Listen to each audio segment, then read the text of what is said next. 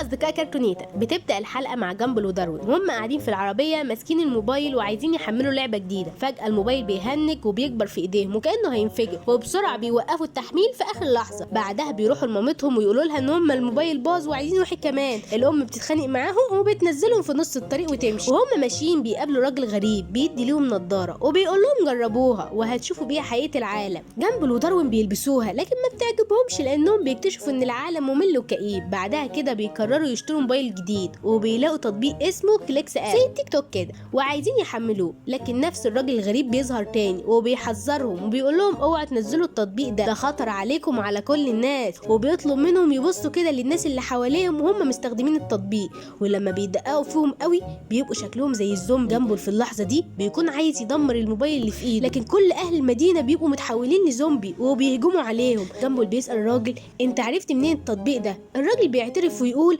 انا اللي صنعته وعملت خوارزميات كتير للتطبيق ده، لكن لما اكتشفت انه هيبوظ الناس رحت للمدير وقلت له ان احنا نمسحه، لكن المدير رفض وطردني. وبيكمل كلامه وبيقول لهم لو عايزين توقفوا التطبيق ده لازم تدمروا برج الاتصالات كله. جامبل وداروين بيجروا البرج وهناك جامبل بيطلع الموبايل القديم وبيفجر جوه البرج، لكن بعد الانفجار بيكتشفوا ان الناس لسه متحولين لزومبي. في اللحظه دي بتيجي مامتهم وبنشوف ان الاهالي دخلوا هم كمان على التطبيق. في اللحظه اللي الاهالي دخلوا فيها على التطبيق عيالهم كلهم خرجوا بره التطبيق، لكن البرنامج بيفضل مسيطر على الاهالي بس ويخليهم هم كمان يتحولوا لزومبي. وهنا بتخلص الحلقه. استنوني في الحلقه الجايه واكتبوا لي رايكم في الكومنت لو عجبتكم. سلام.